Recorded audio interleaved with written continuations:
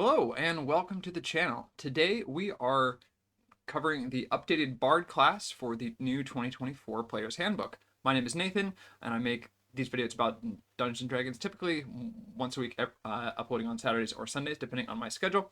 And in this series we are kind of going through all of the new and updated classes in the 2024 Player's Handbook, and all the classes are, they're not necessarily new, but a lot of the features are.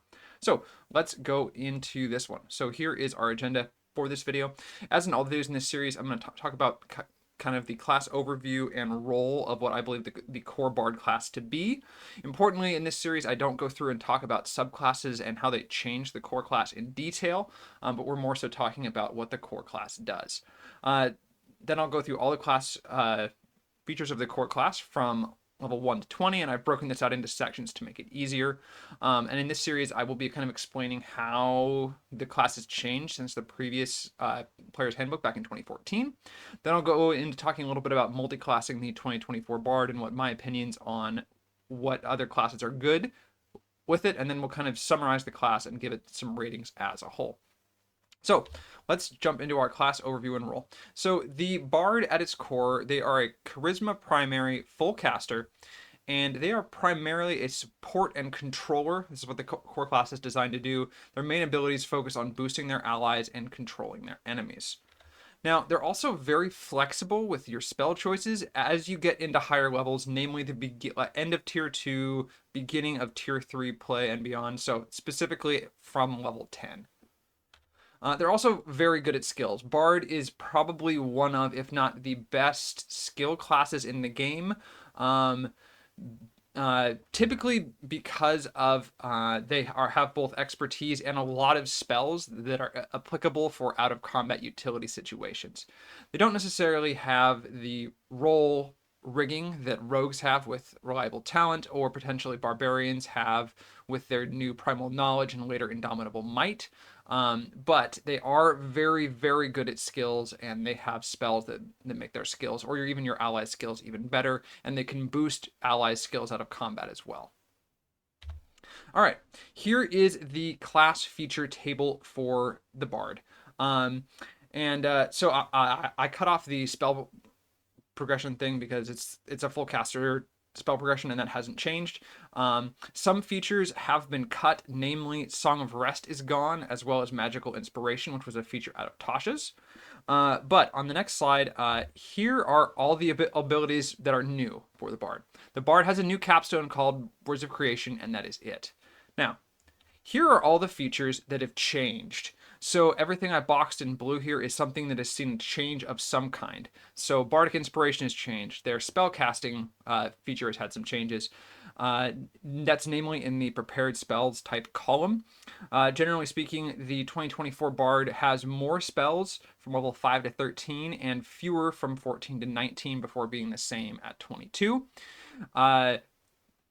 Expertise has changed. It basically comes earlier. Jack of all trades has changed. Font of Inspiration has changed. Counter Charm is new and improved and actually a very good feature now. And then, of course, Magical Secrets has seen a pretty heavy rework, but it is actually very powerful. And Superior Inspiration has seen a change and has been moved from the capstone down to level 18. So I'll kind of go through these and talk about their spells and that kind of thing as we go into the rest of the video here. All right, so class features. So Bard's primary ability is Charisma. This is something that hasn't changed, and they define this in the block as your requirement needed to multiclass. Bards have a D8 hit dice. This is pretty standard for most casters. They're proficient in Dexterity and Charisma saving throws, which, in my opinion, the core Bard class has some of the worst saving throw proficiencies in the game. In my opinion, as a caster, the most important as a caster in general, your most important saves you want are Constitution for your spells, and then Wisdom to resist powerful enemy control effects. Dexterity, I would say is a tier 2 save to have. It mainly prevents damage, and Charisma is rarely seen as a saving throw from monsters. So because they don't have Constitution or Wisdom, I don't really like their saving throws. So that is something to consider if you're going to play a Bard, especially a multi-class Bard. If you start a different class at level 1, you can get better saves, because again, I don't think these are very good.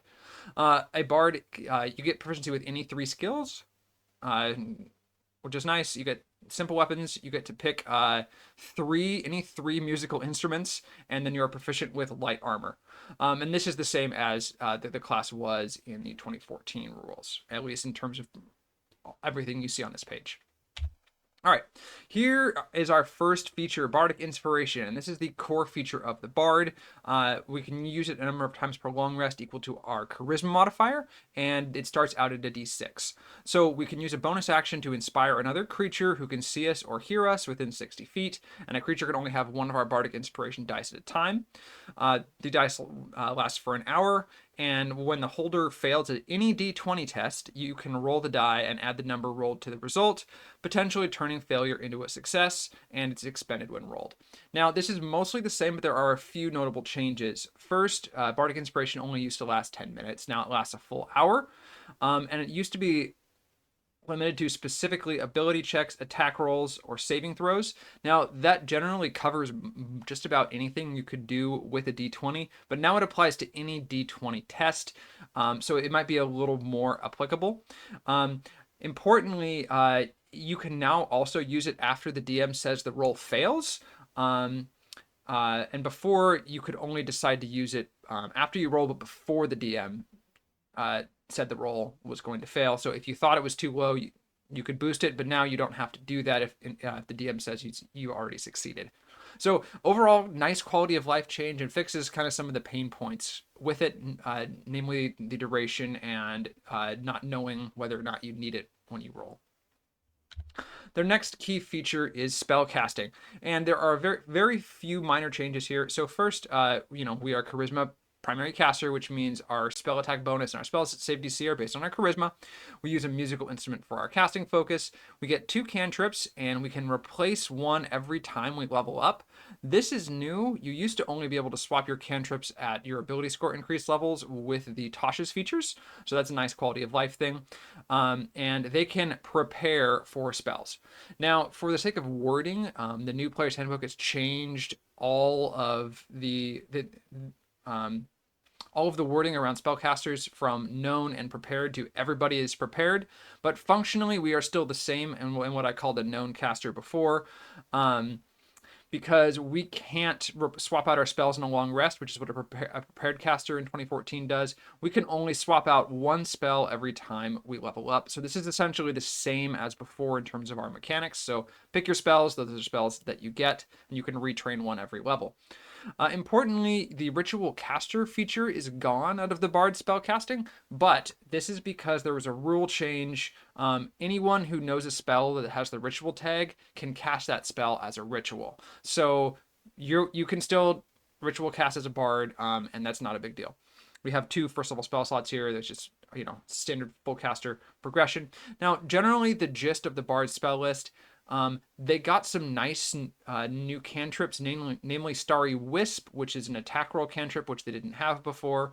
But generally speaking, the Bard spell list is focused on utility and control with some healing and that kind of thing. And they have a few damage options, but nothing in particular is a standout option, especially because Animate Objects has seen a nerf. So while you have some damage options, the damage options available on the Bard list are not the strongest. So this is a class that naturally doesn't do a huge amount of damage. All right, moving on to level 2, they get expertise in 2 skills. This feature used to come at level 3. That's the only real change here, and you will see the spell tracking, the tracking of the spell casting in the bottom left corner of the screen, and I'll note anytime something significant happens there. Moving on to level, and also at level 2, we get Jack of all trades. So now what this feature says is you can add half your proficiency bonus rounded down to any ability check you make that uses a skill proficiency you lack and doesn't otherwise include your proficiency bonus. So there was one key important change here. Jack of all trades now explicitly only works on ability checks for skills. So it used to work on any ability check, and initiative is an ability check. So it no longer works on initiative. So that's an important change to note. It's not a huge deal, but it is a little trick that Bards had that was not obvious, but now it's gone. So no more half your proficiency to your initiative just from Jack of all trades. Moving on to level 3, bards get their subclass, and the subclasses available in the new 2024 Player's Handbook are the Dance Bard, which is a completely new subclass, the Glamour Bard, which is reprinted with a few minor changes, the Lore Bard, which has seen a fair amount of changes as well, and the Valor Bard. The Dance Bard is mainly focused on mobility and boosting initiative and that kind of thing, and they also have they can actually do unarmed strikes as a bard using your bardic inspiration dice as your damage dice, and they have a dexterity and charisma based unarmored defense. So it's kind of like a hybrid between a bard and a monk. Interesting. And then the main changes to Valor, they haven't seen a lot. It's still the same thing where you're kind of that all-around bard who focuses more on skills. That's the Lore Bard. And then the Valor Bard has seen a few significant changes. Namely, they now have a Blade Singer-esque extra attack at level 6, so they can replace an attack with a cantrip. They've seen some nice quality of life changes, and they are probably, in my opinion, the best Bard subclass available, although it depends on what you want to do with your character. All right, at level 4, we get our first ability score improvement. And so this is the same as before. We're on the standard schedule of 5 total. And they call the one at Epic at level 19 your Epic Boon, but it's essentially just an ability score improvement, as Epic Boons are feats that have a prerequisite of character level 19. Moving on to level 5, our Bardic Inspiration bumps up to a D8, and we get the Font of Inspiration feature, which says we now regain all expended Bardic Inspiration when we finish a short or a long rest. So we can now use it charisma modifier times per short rest. That part of Font of Inspiration hasn't changed. What has changed is that we can expend a spell slot, no action required, to regain 1 use of Bardic Inspiration. So this is actually really nice. A lot of the Bard subclasses use Bardic Inspiration to fuel their abilities, and you could potentially run out. So now the ability to exchange a spell slot into Bardic Inspiration, much like the Sorcerer's ability, which we'll talk about in a future video, to exchange spell slots into sorcery points and vice versa. That doesn't cost any action economy now, by the way. So we can use this in a similar way to kind of make sure we have our core class features when we need them. Importantly, this is now when bards get 3rd level spells, and a lot of the bard 3rd level spells, their staple control spells, are really good and haven't seen significant changes. And this is a very powerful level for bards in general. At level 6, bards get a subclass feature. No changes here otherwise. At level 7, bards get Counter Charm. Now, the old Counter Charm was really bad. This new one is actually amazing. So if you or a creature within 30 feet of you fails a save against an effect that causes the charmed or frightened condition, you can take a reaction to cause the save to be re-rolled with advantage. So first of all, effects that cause charm or fear from monsters are pretty common and among the deadlier conditions you can afflict on a player character. So what this essentially does is it lets them make the roll 3 times, essentially, because if they roll it once and fail, they're going to roll it again with advantage. That's 2 more dice, and if they fail that again, well, that's like failing an attack with elven accuracy, kind of a deal. So overall, very powerful. You can give any of your allies or yourself potentially 3 chances to avoid these effects, and there's no limits on its use. It's just all it costs is your reaction. Overall, very good, much better than before. And this is actually a pretty nice defensive boon for the bard and just for a party that has a bard. At level 8, it's our second ability score improvement. Nothing has changed here.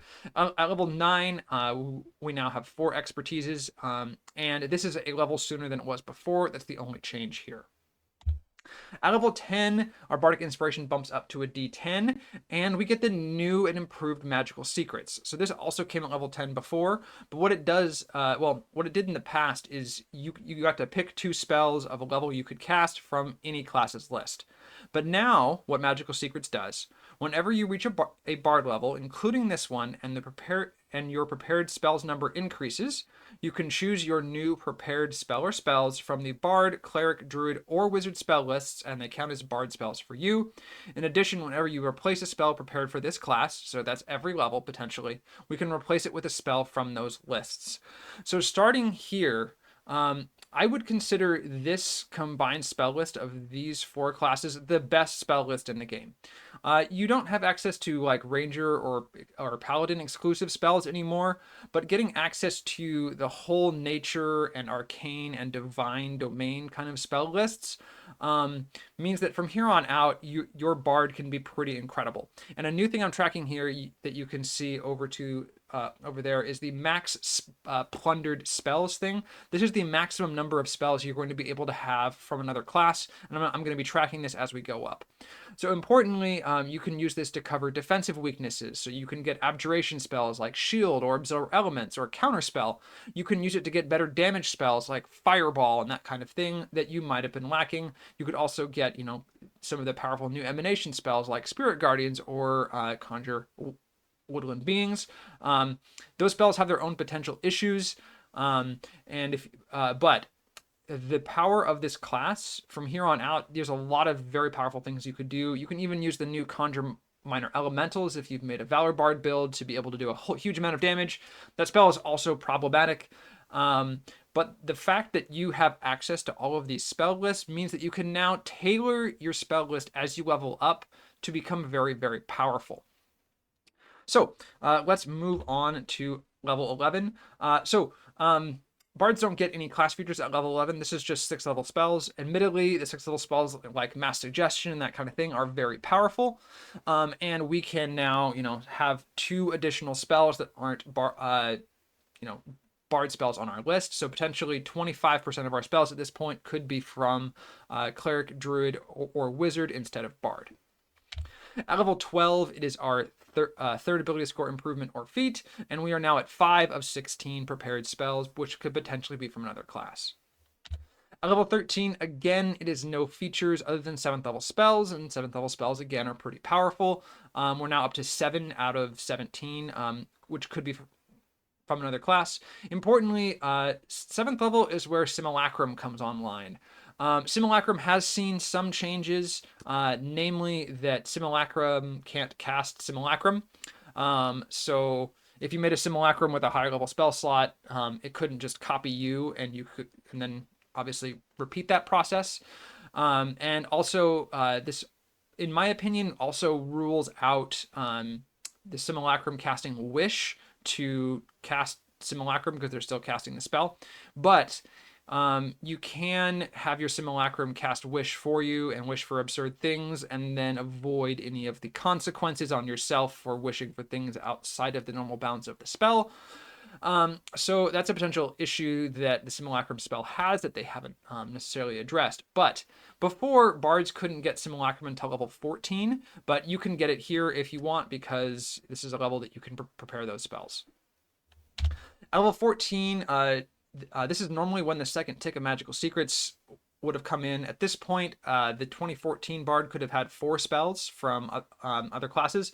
At this point, we can have 8, which is pretty significant. This is also the level that subclasses get their capstones, which are usually pretty good.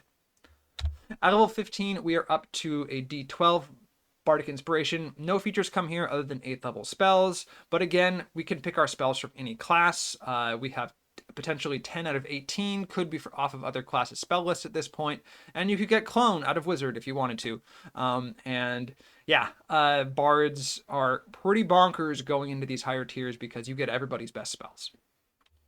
At level 16, it's our 4th ability score improvement. Again, we're on the standard schedule, and now 11 out of 18 could be from other classes in terms of our prepared spells. At level 17, again, it is no features other than 9th level spells. We're up to 13 out of 19 could be from other classes, and we can get Wish because it is a wizard spell and therefore is a bard spell for us. So again, you have access to the best spells in the game with Bard. At level 18, we get Superior Inspiration. This used to be the capstone of the class. So what it does is when you roll initiative, you regain expended uses of Bardic Inspiration until you have 2 if you have less. So this is a rework from what it used to be. Before, it used to always just give you back 1 whenever you rolled initiative. I think this feature is still kind of meh, especially in the light that we can just exchange a spell slot for a Bardic Inspiration. But, if you have multiple back-to-back combats, and are using your bardic inspiration to fuel your abilities. I could see this being useful, but I don't think it's really that good. I think the best thing that we get here is, we're up to potentially 75% of our spell list could be from other classes lists at this point. At level 19, this is our 5th and final ability score improvement, and the level that we can take an epic boon feat. Other than that, no changes here. And finally, at level 20, we get the new Bard Capstone, which is called Words of Creation. So what this does, we always have Powered Word Heal and Powered Word Kill prepared, and they don't count against a number of prepared spells. And then when you cast either spell, you can target a second creature with that spell if that creature is within 10 feet of the first target. So you can potentially Power Word Kill 2 targets or Power Word Heal like 2 allies. Honestly, I think this capstone is pretty cool and is much better than before. And at this point, 19 out of your possible 22 prepared spells could be from other classes. That's nearly 90% of your spells could be off other class lists. You can, again, basically pick the best spells in the game and have your preferred selection of those. All right, let's talk a little bit about multiclassing the Bard. So the minimum stat you need to take a level outside of Bard or a level into Bard if it's not your first class is 13 Charisma, and then you'll gain proficiency with light armor, any one skill, and any one musical instrument. Now, this is the same as before, so nothing significant there. The skill is pretty nice though, and this does mean that if you are playing a class that gets 2 skills and then you multiclass into Bard, you'll still end up with the same number of skills you would have had as a pure class Bard, which is 3. All right, in my opinion, the Bard goes best with Paladin, Sorcerer, and Warlock. Now, these are all 3 of the other charisma-based classes in the game, and this means that you can line up your casting stat with those so they match really well. One of the main weaknesses of the Bard in general is they're very squishy, especially in early levels with just light armor. They also don't have good save proficiencies, and a paladin will give you armor and weapon masteries, and also these classes also have better damage and defensive spells early than the Bard does, so you can kind of use that to fill that gap until you get to magical secrets at level 10 and can start taking shield and that kind of thing. You could potentially get those from other classes. It is also important to note that the new magical secrets cannot give you cantrips. So if you want cantrips from other classes, you're going to need to get them through feats or multiclassing. So yeah, all 3 of these classes work great for Bard, especially as a first level dip. Other things that can also work with Bard: Cleric, Druid, Fighter, and even Rogue. So Cleric and Druid both potentially get armor. They have a lot of nice utility features. You don't get a subclass early like you did before, but it still gives you armor and some useful spells that Bards don't normally get access to, like Bless out of Cleric and some of the more nature support things out of Druid. Again, because of the changes to not getting your subclass until level 3, both of these dips aren't quite as powerful as they were under the 2014 rules, but they do give you armor and better saves, which is really nice to have on your Bard. The Fighter, you get armor, you get constitution saves, you get weapon masteries, you get a fighting style. And if you're going to make a martial-ish Bard, like a Valor Bard, Fighter or Paladin are great. And then finally, Rogue. So Rogue is nice, not necessarily for damage, although it can be, but I'll talk about why you shouldn't take Rogue on a Bard in terms of damage in a little bit. But the main thing out of Rogue is you get more expertises, you also get some weapon masteries, and you get more skills. So if you want to lean heavier into that skill monkey aspect of the Bard, a Rogue level or 2 is actually fine, although again, the Rogue's save proficiencies aren't better. But one of the main things with any Bard build, whether or not you especially a Bard multi-class build, is Bard usually wants to be the main class. This hasn't changed. Bard really wants that better Bardic Inspiration. You really want Bard 5 to get your Bardic Inspiration dice back on a short rest. You really want to get to magical secrets. And so generally speaking, Bard wants pretty minimal dips in any other class, maybe 1 to 2 levels. maybe 3 now that the subclasses come at that level, but I don't know if you really even want that, because you don't want to delay the core stuff that causes Bard to ramp into pretty extreme power in those high tiers too late. That said, this is 7 classes out of I think 12 or 13 if you count the Artificer, that Bard can potentially do pretty darn well with. You should always count the Artificer, even though they're not in the 2024 Player's Handbook. But Bard can actually function pretty well with a wide variety of dips, as you can see here. All right, let's go into our summary and ratings. So first up is offense, and this is the Bard's ability to deal damage. And I give them a 2 out of 5 under the 2024 Player's Handbook, at least for the core class. Now, this is better than I gave them in the 2014. I gave them a 1 out of 5 there, and this is mainly because we get a lot more magical secrets now and have a lot more flexibility on what we can pick. So you have a lot more freedom to pick up damage options than you did before. So I would expect a 2024 Bard to be able to have more damaging spells than a 2014 Bard could. Next up is defense, and again, I give them a 2 out of 5 here. I gave them a 1 out of 5 under the 2014 rules. This is improved thanks to better and more secrets, like you can get shield, absorb elements, counterspell, mirror image, and that kind of thing later. But one of the problems, and also counter charm is really good now. But one of the problems is you're still not very good defensively until potentially level 10 or later. You've got light armor, you have a relatively small hit dice, you have, in my opinion, bad saving throws, and so they are not a very good defensive class, even into high tiers if you don't multi-class. Multiclassing can solve the AC issue, it can solve the saving throw issue, and can be a really, really good option. Control. Now, control, I give them a 5 out of 5. I think the Bard is a fantastic controller. I gave them a 4 out of 5 under the 2014 rules, but I think their control is even better thanks to having access to the Druid and the Wizard spells late, especially because, again, we can get, almost 90% of our spell list by level 20 from other classes. And so, yeah, you have a selection of the best spells in the game for control. I would say between Bard, Druid, and Wizard, those classes have the best control spells, and you can take them all as a Bard because they're all Bard spells for you. Support, I give them a 5 out of 5. They were a 5 out of 5 before. This is your ability to kind of help and protect your support your allies in general, healing, buffs, that kind of thing. Bard, in my opinion, was the best support class under the 2014 rules, and in my opinion, that has not changed. Next up is skills. I gave them a 5 out of 5 before, and I will continue to give them a 5 out of 5 for skills, even though they don't have, again, something that rigs rolls like a rogue or a barbarian now can. They have spells, they get expertise even earlier, and nothing has hurt the Bard's skill abilities. If anything, it has improved. And finally, complexity.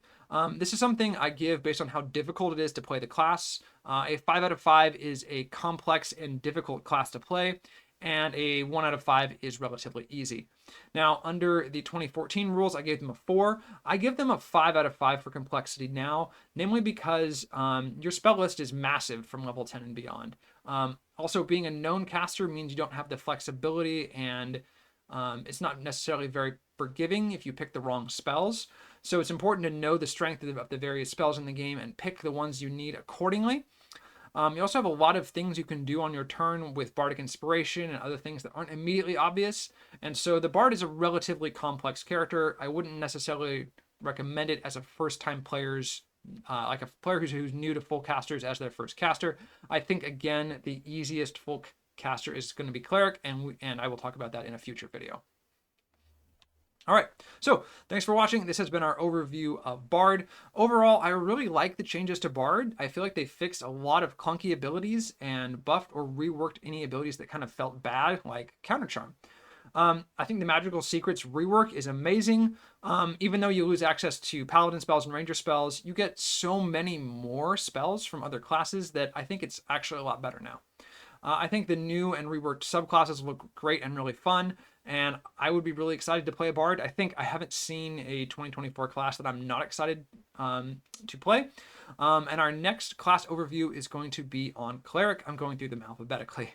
So once again, my name is Nathan. Thanks for watching, and I will see you next time.